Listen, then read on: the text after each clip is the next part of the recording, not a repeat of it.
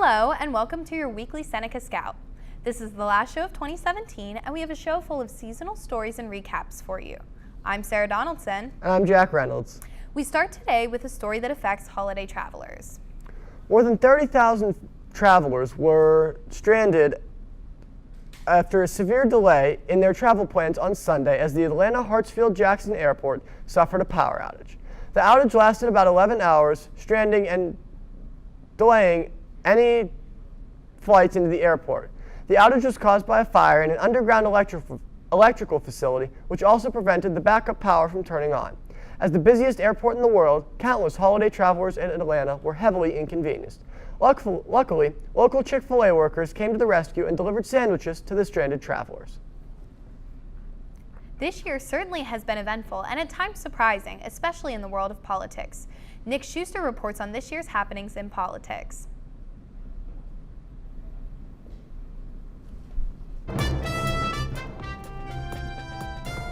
I'm Nick Schuster with your political recap. The inauguration of Donald Trump as the 45th President of the United States in late January 2017 marked the beginning of one of the most controversial presidencies and one of the most politically tense times since the 1960s. Over the course of a year, President Trump has used Twitter as a mouthpiece for the White House, angering some and getting support from others. The special elections in 2017 have changed the qualifications for office, with Roy Moore, an alleged pedophile, winning the Republican nomination and remaining a candidate for the Alabama Senate race, while ultimately losing the race, though. Sexual harassment has become a powerful issue, with many members of Congress, such as Senator Al Franken and Representative John Conyers, having to leave Congress in disgrace.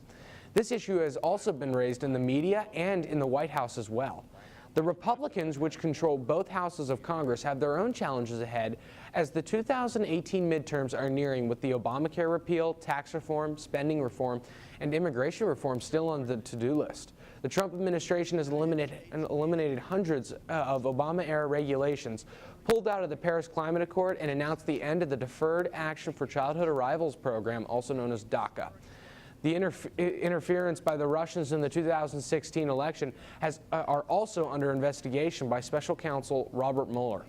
2017 marks a year of change in American politics. It is a year of controversy, a year of victory for some, a year of loss for others, but most importantly, it is a year that history will remember the good, bad, and the ugly. I'm Nick Schuster. Now back to the studio. Historians will definitely be studying 2017 for decades to come, and now we take a look back much further.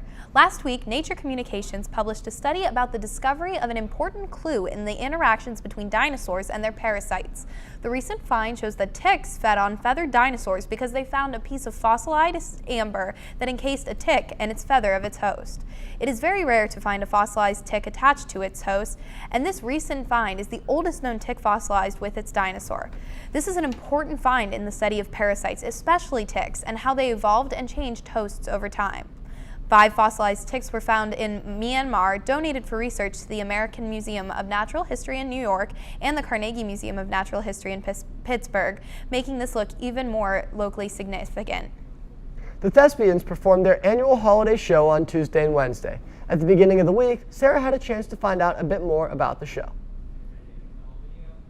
Third year in a row, the Seneca Valley Thespian Troupe put on an annual winter play to perform at the elementary schools in the district. Seneca Valley senior Maggie Hall took on the play as her senior project. Hi, I'm Maggie Hall. I have been in Thespians for 2 years now, but I'm president this year, and so I'm super excited about that. And so this year for my senior project, I wanted to do something involving the Thespians so that I could raise money for donations as well as promote the Thespians and give us something to do. In the past 2 years, the Thespians put on a dramatic reading of The Grinch Who Stole Christmas, but Mrs. Hughes, who teaches English at the intermediate high school and is the head of the Thespian troupe, as well as Maggie, decided it was time to change things up.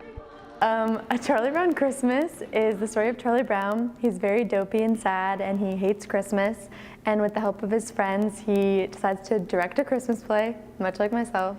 And it turns out to be a whole wreck. He's not good at picking out the tree, he can't really do anything, but at the end everyone comes together and it's a very nice children's story. Dorothy Fleming, also a Seneca Valley senior, played the lead role of Lucy. So Lucy is this little girl. She's I wouldn't say friends with Charlie Brown, but she kind of is, and she's a little bit bossy. She's, a little know-it-all. A Charlie Brown Christmas was performed at Hayne Elementary on Tuesday and Rowan Elementary on Wednesday. Thespians portrayed characters from the beloved movie and sang along to famous Christmas songs.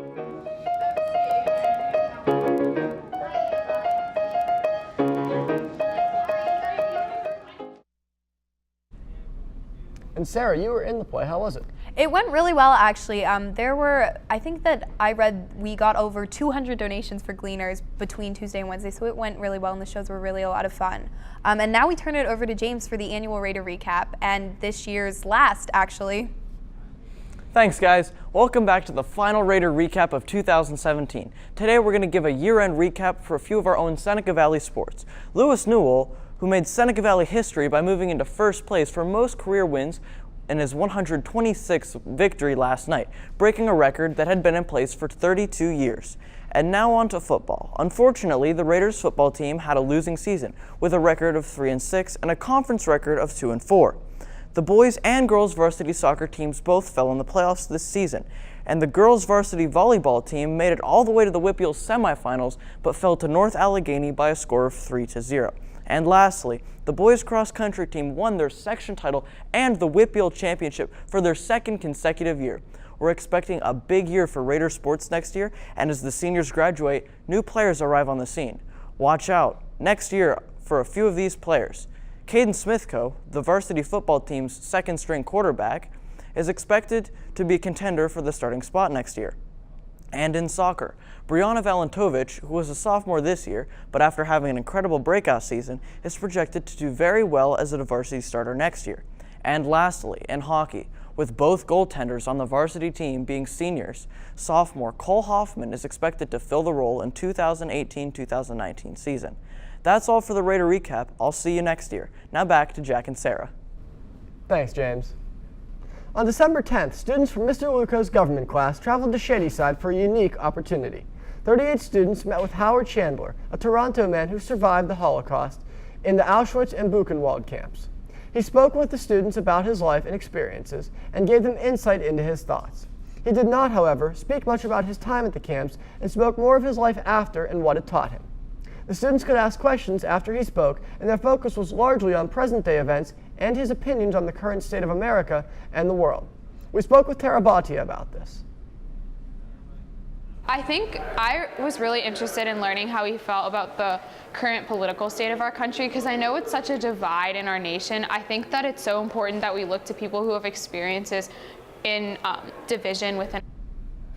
Mr. Chandler has been a friend of Mr. Luco's for a couple of years, and the two have been coordinating to give students this event. I got a scholarship to go to Poland 2 years ago, and he was our survivor in residence, and so he was with us the whole time we were there. So there's a lot of preparation, and there's a famous Holocaust author, Christopher Browning, who wrote a book about his village, and he interviewed Mr. Chandler extensively. That's in this book. So I read that book before I went, and I had it pretty well documented and outlined, and so when I got there I had a lot of questions for him, and so quickly we just started sitting next to each other. Mr. Chandler will be visiting Poland with students next year, including one from Seneca Valley. And moving on to local innovation, we have the story of LifeX. LifeX is a medical science initiative seeking to change the world by developing new treatments for seemingly unsolvable genetic diseases, such as cancer, right here in Pittsburgh. Pioneering human geneticist Dietrich Steven believes that Pittsburgh has the kind of talent to develop these treatments. Now, they're pioneering immunotherapy as a solution to the cancer. The initiative is being led by the University of Pittsburgh, and they will be working with Carnegie Mellon and the Pittsburgh Supercomputing Center. They will also help to fund many other companies that see potential in including ones here in Pittsburgh. The collection of companies will be called the LifeX Portfolio. They plan to work towards finding solutions to other seemingly unsolvable problems such as Alzheimer's, obesity, diabetes, and rare genetics diseases. Last night, the symphonic and concert bands performed their winter show, closing the annual season again. Yet again, November and December brought a diverse array of performances that many consider the highlight of the Seneca Valley Arts calendar. Audience members packed the secondary campus auditoriums for the middle school band and chorus, the intermediate and senior high choirs, the jazz band, orchestra, and the Seneca Valley Ballet. In case you missed any of the performances, SVTV covered all the events and will be rebroadcasting them every day over holiday break. Check the SVTV website for the specific broadcasting schedule and be sure to tune in to Channel 208 on Armstrong Cable. For environmentally conscious Americans, the Christmas holiday brings with it one important question. Is it more reasonable to have a real Christmas tree or an artificial one? The American Christmas Tree Association estimates that of the 95 million American households setting up Christmas trees, nearly 81% will choose an artificial one. While it might seem that chopping down a live tree is more destructive to the environment, many experts argue that growing a real tree provides recycling and mulching opportunities as well as oxygen to the environment. Artificial trees, which last an average 7 years per household, typically end up in a landfill due to non-recyclable materials such as PVC. This means that each tree theoretically only lasts 7 months, considering it's only up for the holiday season. During a real Christmas tree's 7-year lifespan, it can absorb more than a ton of carbon dioxide. And now for a nice story right over the border. Some citizens of Ashland County who now have their very own blankets for the cold Christmas season have 9-year-old Micah Fry to thank. Fry, who worried about having the homeless having to deal with the cold, set aside his Christmas wish for an Xbox and used the money to donate blankets to Access, the church's homelessness program. Micah knew how it felt to be in their shoes due to the fact that he and his family had lost their home before. Fry wanted to make sure that people had their very own blankets, something he couldn't have during the time with Access. Not only did Fry get the satisfaction of helping those in need, but he also got his wish when the local Microsoft store surprised him with an Xbox and accessories to go along with it. In total, Micah and the community were able to donate over 50 blankets to those in need. Lastly tonight, lots of people want to give back this holiday season, but did you know you could also make a furry friend while doing it? Let's take a look at Megan Smelser's trip to the Butler County Humane Society. The Butler County Humane Society is home to countless animals in need of a family. This holiday season, these animals deserve nothing more than to be in a place where they can feel safe and loved and feel at home. I had the opportunity to visit them this past week and found out what we as teenagers can do to make a difference in the lives of these friendly little guys. My name is Debbie Alio, and I am Director of Community Outreach for the Butler County Humane Society. As my role, I do volunteer orientations, bringing volunteers through to orient them on our policies and guidelines here at the shelter. In their roles as volunteers, they can socialize with our dogs, our cats, assist with community events, assist with house cleaning duties here at our shelter. So there are various things that they can do here while they're here. We do have a wish list that we do distribute. We have it on our website as well. We do distribute to all volunteers or people incoming in the event that they like to donate dog food, cleaning supplies, cat litter. We have a long list of items that we do accept at our shelter to function, which is very helpful. For more information on what you can do to make a difference in the life of an animal this winter, visit butlercountymhs.org or contact the Humane Society at 724-789-1150. Anything that you can do will help. Happy holidays, Seneca Valley. Let's ring in the new year by making a difference. And be sure to visit your local shelter if you're interested in helping this holiday season. And that's all for 2017. Thanks for watching. Have a happy holiday season, and we'll see you right here at the Seneca Scout. Thank you, and good night.